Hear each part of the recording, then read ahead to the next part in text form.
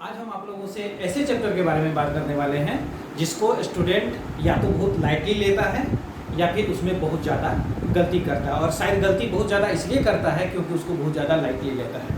तो दोस्तों, आज मैं आपसे बात करूंगा ऐसे चैप्टर पे जिसका नाम है आर्टिकल्स। और आप लोगों को जान के आश्चर्य होगा कि अभी मैं ऑफलाइन क्लासेस भी देता हूँ, शायद आप लोग जानते होंगे इस चीज़ को। तो जब कभी भी मैं किसी स्टूडेंट से या कभी क्लास में मैंने छात्रों से पूछा, स्टूडेंट से पूछा कि भाई बताओ आर्टिकल्स क्या होता है, तो उन लोगों का एक ही जवाब होता है, सबका कॉमन जवाब होता है कि सर ए एंड डी को आर्टिकल कहते हैं। अब आप लोग हमको बताइए कि अगर आप हमसे पूछें कि सर नाउन किसको कहते हैं, और मैं आपको बोलूं कि कटिहार, पूर्णिया, राम, श्याम, मोहन को नाउन कहते हैं, तो क्या आप मुझसे एग्री करेंगे? नहीं ना, क्योंकि वो नाउन का एग्जाम्पल हुआ, वो नाउन का डेफिनेशन नहीं हुआ। तो सबसे पहले अगर हम लोग आर्टिकल को समझना चाहते हैं तो इसका डेफिनेशन हम लोग को अच्छी तरह से समझना होगा। और आर्टिकल का डेफिनेशन समझने के लिए सबसे पहले आपको एडजेक्टिव का कुछ पार्ट को, कंसेप्ट को क्लियर करना होगा। जैसे देखिए, अब एडजेक्टिव पढ़े होंगे, जनरली हम लोग क्या मानते हैं कि ऐसा कोई भी वर्ड जो किसी नाउन या प्रोनाउन को क्वालिफाई करता है उसको हम लोग एडजेक्टिव कहते हैं। एडजेक्टिव का फिर आपने अलग अलग टाइप्स पढ़ा होगा, सबका अलग अलग यूज है, बहुत सारा यूज है, आप लोग डेफली पढ़े होंगे इस चीज़ को। तो टाइप्स जितने भी हैं उस टाइप की बात नहीं करेंगे, हम बात आपसे ये कर रहे हैं आज कि एडजेक्टिव जो होता है उसका 3 कैटेगरी होता है। एक कैटेगरी एडजेक्टिव का ऐसा होता है जो हमेशा किसी न किसी नाउन के साथ यूज होता है, यानी कि नाउन आएगा और उसके पहले कुछ एडजेक्टिव आएगा। जैसे मान लीजिए कि माई है, फिर उसके बाद कोई नाउन है। एडजेक्टिव का एक कैटेगरी ऐसा होता है जिसके साथ नाउन का आना जरूरी नहीं होता है, नाउन रह भी सकता है, नाउन नहीं भी रह सकता है।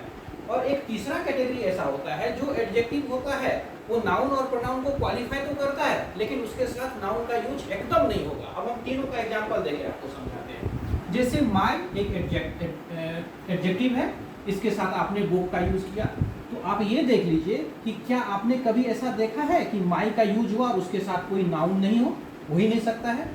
आपने कभी ऐसा देखा है कि दिस जो कि एक एडजेक्टिव भी है, अगर ये एडजेक्टिव है तो इसके साथ कोई नाउन नहीं हुआ हो ही नहीं सकता है। यानी कि कुछ एडजेक्टिव ऐसे होते हैं जिसके साथ नाउन का होना एकदम जरूरी है, नाउन नहीं है तो उसका यूज गलत माना जाएगा। फिर कुछ नाउन ऐसे होते हैं जिसके साथ एडजेक्टिव रह भी सकता है, नहीं भी रह सकता है। आप एकदम सीधा सा एग्जाम्पल याद कीजिए, जैसे आप बोलते हैं कि ही इज गुड, इसके साथ नाउन नहीं है, आप इसके साथ नाउन दे भी सकते हैं। तो यानी कि गुड एक ऐसा कैटेगरी का एडजेक्टिव हुआ जिसके साथ नाउन नहीं भी हो सकता है, हो भी सकता है।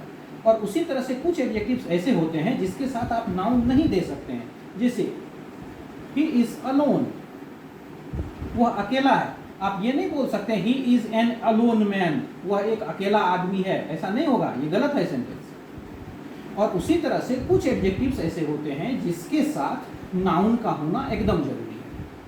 जब आप इसको समझ गए तो अब आप याद कीजिए कि जितने भी एडजेक्टिव हैं जो कि जिसके साथ नाउन का होना एकदम जरूरी है, बिना नाउन का वो यूज नहीं हो सकता है, उसी को इंग्लिश ग्रामर में डिटरमाइनर्स कहा जाता है।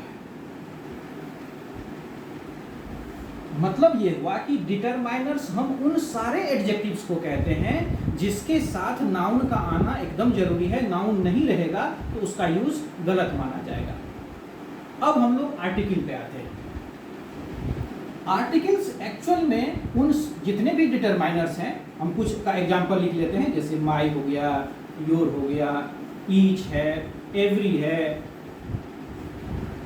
आइदर है, नाइदर है, बहुत सारा है, ए है, एन है, दी है, डैट है, दीज है, दोज है, मतलब 40-50 से ज़्यादा है।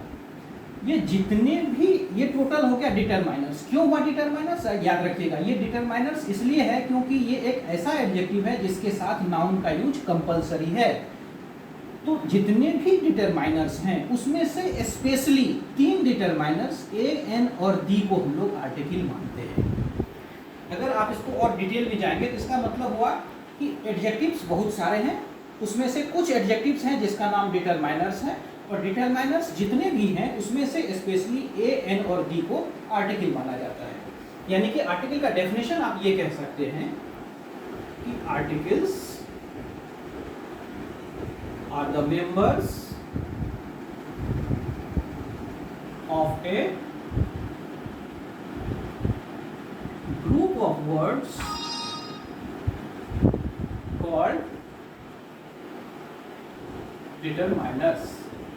अब इसको और डिटेल में आप ये देखिए कि a group of words called determiners, a group of words called determiners, articles are the member of, article उसी का सदस्य है। यानी कि एक वर्ड्स का एक ऐसा ग्रुप जो कि डिटरमाइनर्स कहलाता है, आर्टिकल उसी का सदस्य है, यानी आर्टिकल भी उन्हीं में से एक है।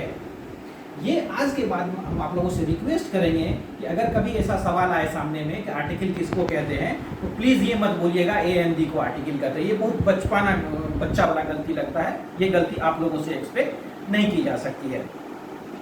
उसके बाद ये आप एग्जाम्पल में फिर आप इसको इसके लिख सकते हैं कि ए एन और दी जो हुआ ये 3 आर्टिकल हो गया। इसको दी भी और द भी पढ़ सकते हैं सिचुएशन के हिसाब से, जो हम आगे आपसे बात करेंगे। तो इसको हम लोग 2 टाइप में बांटते हैं। आर्टिकल्स का 2 कैटेगरी हो गया, एक हो गया इनडेफिनिट और एक हो गया डेफिनिट। इनडेफिनिट में ए और एन आता है और डेफिनिट में द आता है। तो दोस्तों आज मैं आपको सिर्फ इसका इंट्रोडक्शन दे रहा हूं। अगले क्लास में मैं आप लोगों से ए और एन के बारे में बात करूंगा, और फिर इसमें आप ये इसको ट्रेडिशनली मत सोचिएगा कि ए एन मतलब वही वोवेल कॉन्सोनेंट की बात हो गई, ए एन खत्म हो गया। ए एन को पढ़ने में हम लोग को मिनिमम 15 से 20 मिनट लगेगा, वो भी यूट्यूब पे। अगर हम लोग ऑफलाइन में पढ़ेंगे तो इसको पढ़ने के लिए कम से कम 1 घंटे की क्लास चाहिए। तो इसको आप अगले वीडियो को आप जरूर देखिएगा, और इसके बारे में हम आगे इसमें डिटेल्स में बात करेंगे। Thank you.